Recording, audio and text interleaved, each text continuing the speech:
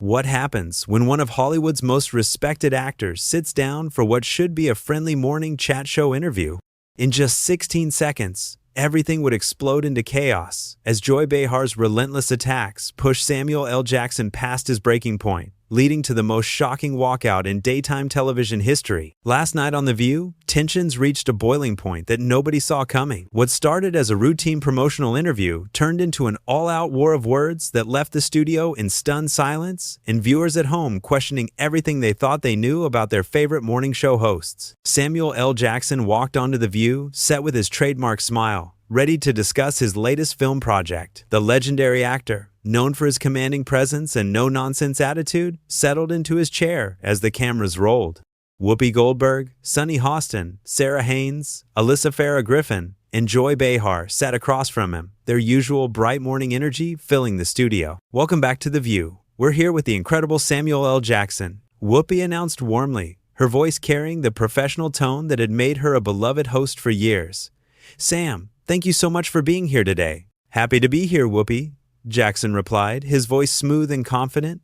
"Always a pleasure." The interview began smoothly enough. Sarah Haynes asked about his upcoming action thriller, her questions thoughtful and engaging. Jackson answered with his usual charm, sharing behind-the-scenes stories that had the audience laughing and the host nodding appreciatively. "The stunts in this one were particularly challenging," Jackson explained, leaning forward slightly.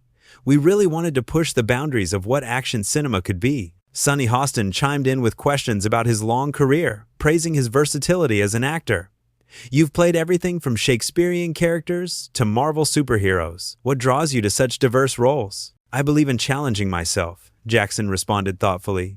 "Every role teaches you something new about the craft, about yourself." Even Alyssa Farah Griffin contributed positively, asking about his experiences working with different directors. The conversation flowed naturally, with genuine laughter and mutual respect filling the air. But then Joy Behar decided to steer the conversation in a completely different direction. "Sam, I have to ask," Joy began, her tone shifting noticeably sharper.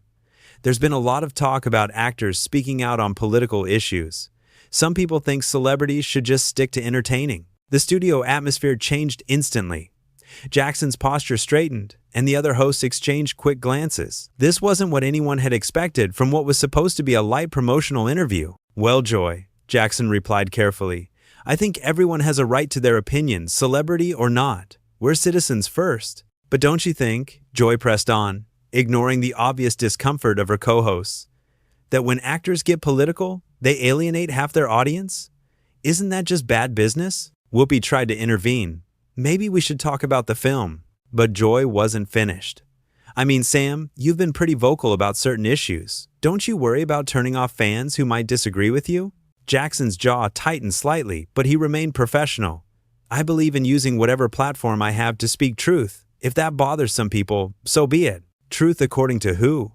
Joy shot back, her voice rising. "Your truth? Hollywood's truth? What makes your political opinions more valid than anyone else's?" The tension in the studio was now impossible to ignore. Sarah Haynes shifted uncomfortably in her seat. Sunny Hostin looked concerned.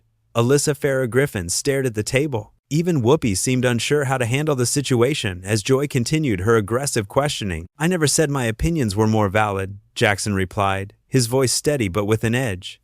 "I said I have the right to express them, just like you do." "But you have millions of followers," Joy continued, leaning forward aggressively. "Doesn't that come with responsibility? Shouldn't you be more careful about influencing people?" "Careful about what exactly?" Jackson asked, his famous intensity beginning to show. "Careful about speaking my mind?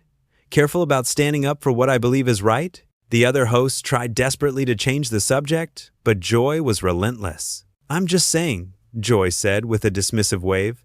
"Maybe actors should focus on acting instead of lecturing the rest of us about how to think." That was the moment everything changed.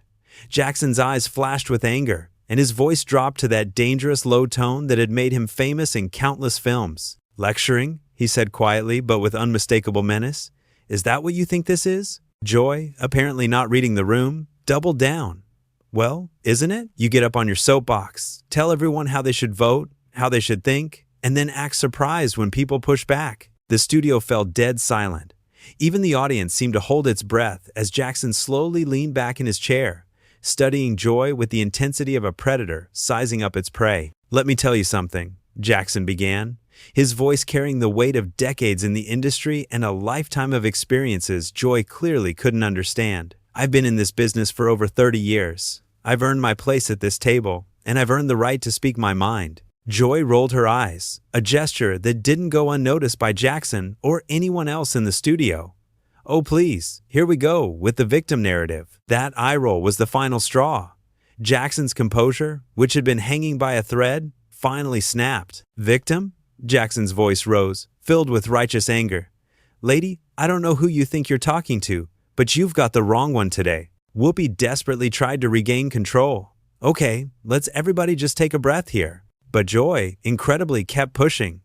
"I'm just tired of celebrities thinking they're political experts because they can read lines from a script." Jackson stood up abruptly, his chair rolling backward. The sudden movement sent a wave of shock through the studio. Audience members gasped audibly. The camera operators scrambled to adjust their shots. "Read lines?" Jackson's voice boomed across the set.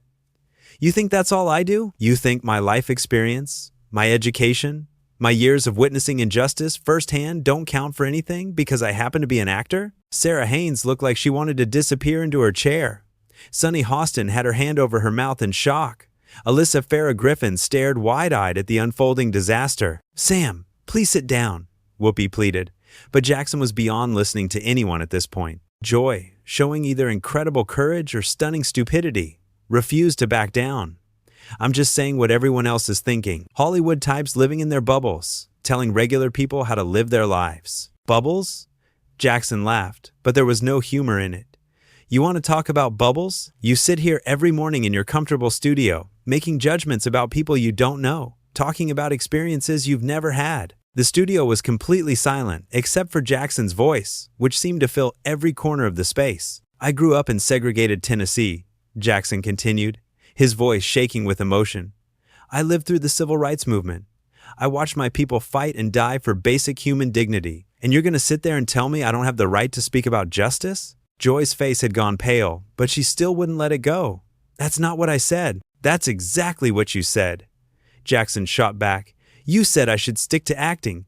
You said I should be careful about influencing people. As if my experiences, my knowledge, my conscience don't matter because I happen to work in entertainment." Whoopi made one last desperate attempt to save the interview. "Sam, we respect everything you've been through." Jackson turned to Whoopi, his expression softening slightly. "I know you do, Whoopi, but your colleague here seems to think my opinions are somehow less valid because of my profession." Joy, incredibly, chose this moment to make things even worse. "I never said less valid. I just think celebrities should be more responsible about their platforms." "Responsible?" Jackson's voice dropped to that dangerous whisper again. "Responsible like staying quiet when I see injustice? Responsible like pretending everything is fine when it's not? Responsible like letting people like you decide what I'm allowed to care about?" The camera caught every moment of Joy's face crumbling as she realized she had gone too far. But it was too late. Jackson was already moving toward the edge of the set. "You know what?" Jackson said, his voice now eerily calm. "I came here to talk about my movie, to have a nice conversation with some folks I thought were professionals. Instead, I get lectured by someone who apparently thinks my life experiences don't qualify me to have opinions about my own country." He started unbuttoning his microphone, his movements deliberate and final. Sarah Haynes finally found her voice. "Sam, please don't go. This isn't what any of us wanted." Jackson looked at her with genuine kindness. "I know it's not what you wanted, Sarah. You've been nothing but respectful. Same goes for Sunny and Alyssa. But I won't sit here and be disrespected by someone who clearly has no idea what she's talking about." Joy made one final catastrophic attempt to justify herself.